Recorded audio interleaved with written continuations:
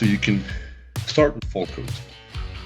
Fault codes are going to show you freeze frame data. You have helping component, which will show you the effects of the fault code, and you can find the CB10 pressure sensor right over here, giving you more information about the part you're actually looking for. So in this case, pinouts, tighten torques, removal and procedures, measurements. In this case, the engine coverage is pretty deep for this model. You even have component replacement guides, which will allow you to prepare, remove, and reinstall a proper part without a fault code occurring. You can also check for the parts on the diagram. It's going to show you, depending on which one of these is, it's going to show you the exact pinouts, the location on the diagram, how to find it, where to connect, all the kind of good stuff. So as you can see, CB10 is right here. This is the main engine management control unit, ECU. If you open it up, you will also have the pinouts, locations, tighten torques, removal and installation procedure, measurements. The fault code troubleshooting, it will allow you to properly address the fault code that is occurring, fix it, remove it or clear it, and prevent it from reoccurring in 5 days again because of some procedure that did not go well during the initial stages. So step 2, make sure the engine starts correctly. The engine starts, go to step 3. Check for the leaks in the fuel system. If it did not solve the fault code, you can move to the next step. Check the low pressure fuel system. You can click here and it will guide you straight, but I'll stick to the flow of the fault code. And step 5, check the fuel return on the injectors. If it did solve the fault code, the next step is going to be clear the fault codes and move forward. Monitoring specific system live data, which will allow you to connect to any sensor on the engine. In this case, you'll have more than 187. Now, depending if they're separated by groups, you can select engine operation time management, total distance, and all the parts you need, and you can view them on the specific live data system display.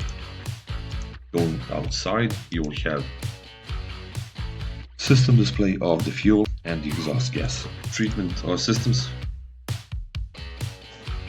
Here's the fuel, here's the exhaust gas system 1, 2, 3, and 4.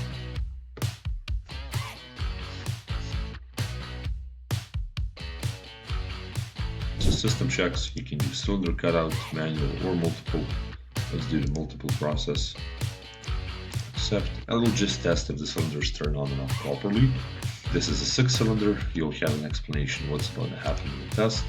The next step itself is going to give you initial conditions that you must meet before you proceed.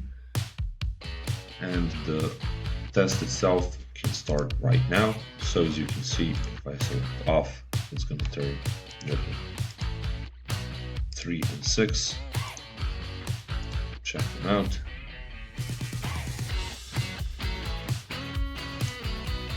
And they are off. You can also check in the diagram what's actually happening and going on. And once it's finished, you can simply do the full overview of what happened on the test.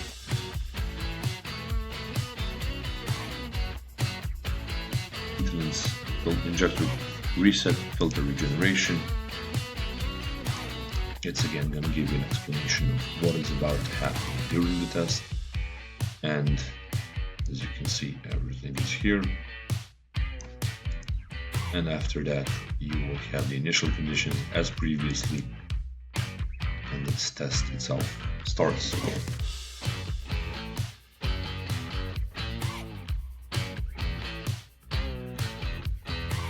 Which you can also do a system display of what's actually happening and follow through properly.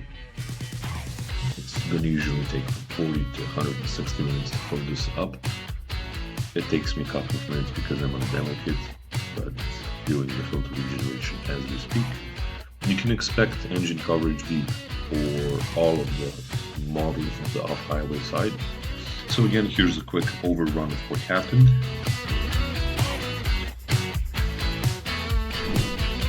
If you have any questions, just get in touch with us here at Mechnician.